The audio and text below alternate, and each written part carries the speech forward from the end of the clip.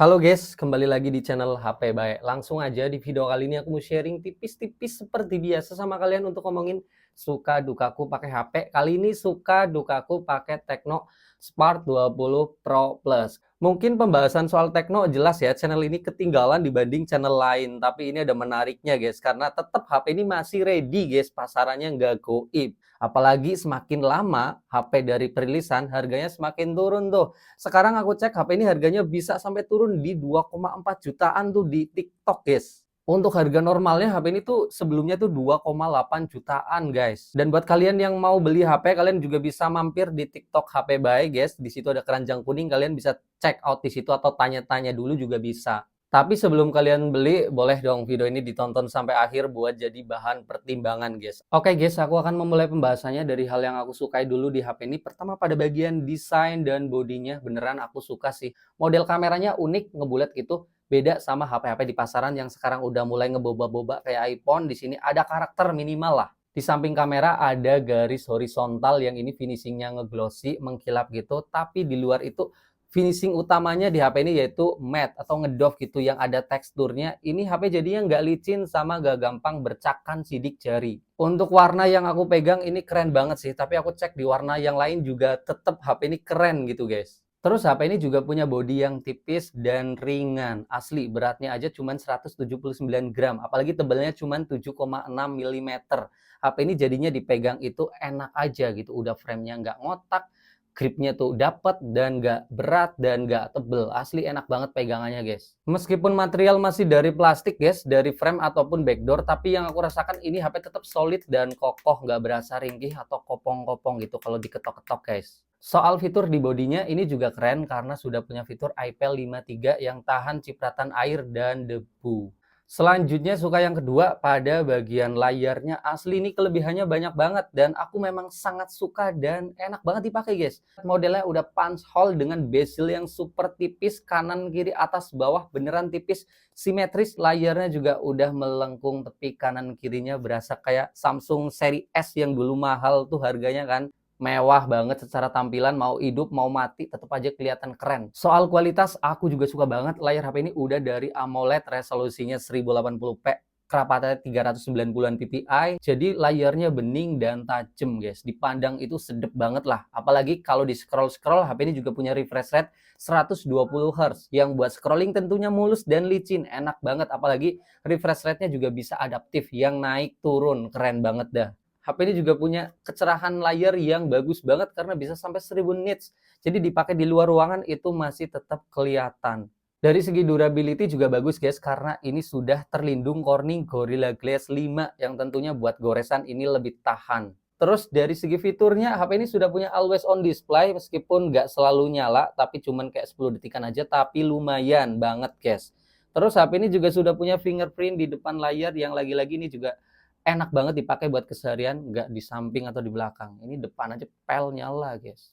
Selanjutnya suka yang ketiga pada bagian kameranya yang di sini bisa sampai 108 megapiksel, guys. Untuk lensa tambahannya di sini 2 megapiksel lensa makro aja. Kamera depannya resolusinya juga tinggi di 32 megapiksel. Untuk penggunaanku aku ngerasa udah suka sama hasil jepretannya. Fotonya kelihatan tajam, apalagi kalau pakai mode 108 megapiksel, bisa di zoom sampai 3 kali, gambarnya tetap detail. Warnanya juga cukup oke, nggak kehijauan yang biasanya penyakit-penyakit dari HP Transsion Holding. Di sini udah cukup natural lah. Dynamic range-nya juga cukup bagus, bisa ngangkat bagian gelap dan terangnya cukup seimbang. Untuk foto selfie-nya juga kayak gitu guys, gambarnya tetap tajam, mode potretnya juga rapih. Untuk foto di malam hari, aku juga masih cukup suka. Adanya mode malam bisa ngebantu di beberapa kondisi yang bisa ningkatin gambar jauh lebih terang, lebih detail, sama lebih minim noise. Warnanya juga masih tetap hidup, apalagi kalau ngomongin kamera depan yang di sini sudah punya fitur LED flash di kamera depan yang lumayan ngebantu banget untuk foto-foto di beberapa kondisi saat kurang cahaya. Yang tadinya tuh agak gelap-gelap gitu bisa pakai LED flash kamera depannya jadi terang hasilnya. Jadi enak lah buat foto-foto baik siang ataupun malam. Oke guys, ini hasil video dari Tecno Spark 20 Pro Plus di resolusi maksimalnya 2K. Di resolusi ini memang belum bisa ngaktifin stabilisasi, tapi memang gambarnya kelihatan tajam guys. Jadi kalau mau pakai resolusi ini enaknya tuh buat ngevideo yang kita tuh jangan gerak, kayak gini aja gitu. Hasilnya tajam, buat di zoom aja ini masih kelihatan tajam. Kalau mau video yang gerak-gerak, kalian bisa pakai ini resolusi diturunin 1080p 30 fps. Di sini aku bakal cobain. Ini hasil video resolusi 1080p 30 fps, bisa ngaktifin stabilisasi, jadi gambarnya stabil, tidak guncang-guncang. Kualitas gambarnya juga masih bagus, warnanya ini cukup natural ya, meskipun agak sedikit tinggi saturasinya, tapi masih oke lah. Videonya itu enak nih guys buat bikin vlog atau bikin story tipis-tipis, gak guncang-guncang. Terus bagusnya lagi, kamera depannya juga sudah bisa ngaktifin fitur stabilisasi. Tapi sayang ya, resolusi maksimalnya kalau pakai stabilisasi itu 1080p 30 fps saja. Kalau mau resolusi yang lebih tinggi bisa 2K, tapi stabilisasinya nggak aktif kayak kamera belakang tadi. Menurut aku hasil videonya udah bagus banget kalau kita mau pakai HP murah budgetnya, tapi dipakai buat konten tipis-tipis, bikin vlog ataupun bikin story kayak gini. Kalian bisa lihat lah, hasilnya stabil kayak gini, enak parah. Selanjutnya suka yang keempat pada bagian performanya. Asli aku suka banget sih buat keseharian. HP ini pakai chipset dari MediaTek Helio G99, RAM-nya 8GB, internal 256GB, apalagi tipe memorinya udah pakai jenis UFS. Untuk skor Antutunya juga tergolong mantep di harga segini 2 jutaan guys, yaitu 428 ribuan. Antutu segini sih aku yakin buat keseharian dari segi kayak multitasking udah nyaman banget. Buka tutup aplikasi cukup banyak, masih lancar-lancar aja. Buat main game aku juga masih suka banget. Mobile Legends grafis bisa sampai super ultra. Aku pakai rata kanan main sampai 4 game aja masih lancar-lancar banget. Gak ada ngeframe atau nge-lag sama sekali guys. Untuk main PUBG, settingan grafis bisa mentok HD High atau Balance Ultra. Dan lagi-lagi ini juga keren karena gyroskopnya sudah hardware. Jadi kalau dipakai tuh nggak delay-delay. Asli, untuk main PUBG lagi-lagi HP ini masih enteng-enteng aja, nyaman-nyaman aja. Terus untuk main Genshin Impact, lagi-lagi aku juga masih ngerasain cukup enak dengan settingan grafis bisa dinaikin ke menengah, FPS bisa diatur di 45 FPS, itu masih cukup lancar dan jarang terjadi frame drop atau patah-patah, gamenya kerasa berat, gak kayak gitu guys. Berasa lancar-lancar aja dan aku juga cukup suka sama suhunya yang gak gampang demam-demam banget. Selanjutnya suka yang kelima pada bagian speakernya. HP ini sudah punya speaker yang ada dua di bagian bawah, di bagian atas. Stereo speaker lagi-lagi udah jadi standar buat HP dari Transsion Holding, terutama Tecno ini. Mantep banget. Volumenya keras, suaranya lantang, nggak mendem, juga nggak cempreng. Bassnya masih dapet lah. Coba deh kalian dengerin sampel suaranya kayak gini.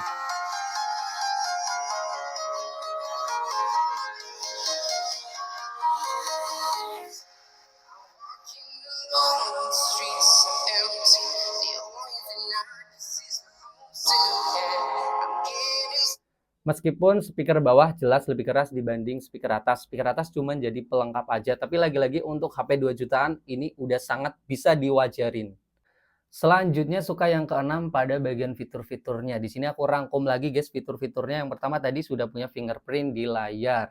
Bodinya sudah IP53 yang tahan cipratan air sama debu tuh. Buat durability-nya tentunya oke. Fitur semacam kayak NFC HP ini juga sudah punya. Untuk flashnya juga udah depan sama belakang, udah komplit ya. Keempat fitur barusan aku ngerasain udah keren lah, ada di HP 2 jutaan. Selanjutnya suka yang ketujuh pada bagian baterai dan chargingnya guys. HP ini sudah punya baterai 5000 mAh kapasitasnya. Untuk dipakai dalam keseharian pakai jaringan data, bukan pakai wifi. Aku mulai dari baterai 100% ke 10%, bisa dapat screen on time 6 jam 33 menit. Memang screen on time segini tuh nggak bisa dibilang yang tinggi-tinggi banget ya, karena aku pernah pakai HP 5000 mAh tuh rata-rata ada yang 7 jam, 8 jam, tapi 6 jam setengah menurut aku udah cukup awet, karena memang realitanya dipakai dari pagi sampai malam ini aku ngerasain cukup-cukup aja guys. Jadi baterainya awet, tapi yang nggak awet-awet banget, awet aja gitu. Terus untuk chargingnya sudah cukup mantep karena charger bawaannya sudah 33 watt dan aku ngecas di HP ini juga berasanya nggak lama-lama banget. Dari baterai 10% ke 100% butuh waktu 1 jam 16 menit. Memang bukan yang kenceng-kenceng banget. Karena aku ngerasain ada HP yang 45 watt kayak di Infinix Note 40 itu 1 jam udah full. Tapi di sini 1 jam lebih dikit. Tapi lebihnya tuh lebih dikit doang. Nggak nyampe yang 2 jam gitu. Jadi udah tergolong kenceng guys. Dari segi charging baterainya juga awet. Oke guys, kalau barusan aku udah sharing pada bagian sukanya, sekarang aku sharing pada bagian dukanya atau keluhan yang aku rasakan waktu pakai HP ini. Meskipun ya aku ngerasain gak begitu parah-parah banget sih. Yang pertama nih, layar lengkungnya ini rawan banget ya kena sentuhan atau ya sensitif banget karena tipis banget bezelnya gitu.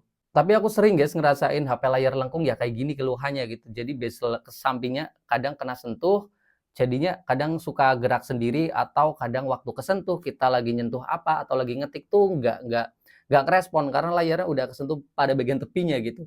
Ya intinya kayak gitulah. Cuman keluhan keluhan yang agak konyol bagi aku sih, tapi ya memang aku ngerasain sih guys. Selanjutnya duka yang kedua mungkin kalian udah tahu lah ya kalau HP ini tuh nggak punya lensa ultra wide. Meskipun ramai banget nih lensanya tapi lensa tambahannya cuma lensa 2 megapiksel makro. Nggak punya lensa lebar. Lagi-lagi sih HP dari Transsion Holding 2 jutaan masih jarang banget yang punya lensa ultra wide. Jadi lumayan kesusahan guys waktu foto di tempat sempit ataupun butuh dapat angle lebar itu nggak ada lensa ultra wide-nya. Kalau kita mau cari HP lensa ultra wide di kelas 2 jutaan mungkin bisa cari HP dari Samsung ataupun dari Xiaomi tuh ada Redmi Note 13 ya. Di sini intinya belum ada lah. Aku ngerasain kadang-kadang. Coba kalau punya lensa lebar, bagus banget dah. Tapi nggak boleh protes banget, banyak ini udah bagus ya. Selanjutnya duka yang ketiga yang aku rasakan di HP ini pada bagian getaran backdoor-nya yang kerasa banget waktu HP ini volumenya di agak tinggi gitu. Jadi kerasa guys, maklum ini mungkin karena HP tipis dan material backdoor-nya ini sama frame-nya juga masih dari plastik, bukan dari metal. Jadi waktu main game, dengerin musik, atau lagi ya jedek-jeduk aja ini, speakernya nyala gitu, ini backdoor-nya kerasa geter banget gitu. Agak kurang nyaman jadi di genggaman guys. Mungkin kalau lama-lama tuh bisa apa semutan tuh tangan kita. Tapi ini bisa sedikit diredam waktu pakai casing. Tapi ya intinya lumayan kerasa lah backdoor geternya ini guys kalau volumenya tinggi gitu. Selanjutnya duka yang keempat pada bagian kameranya yang kadang-kadang jepretannya tuh kurang konsisten. Gak tahu ini masalah software atau gimana.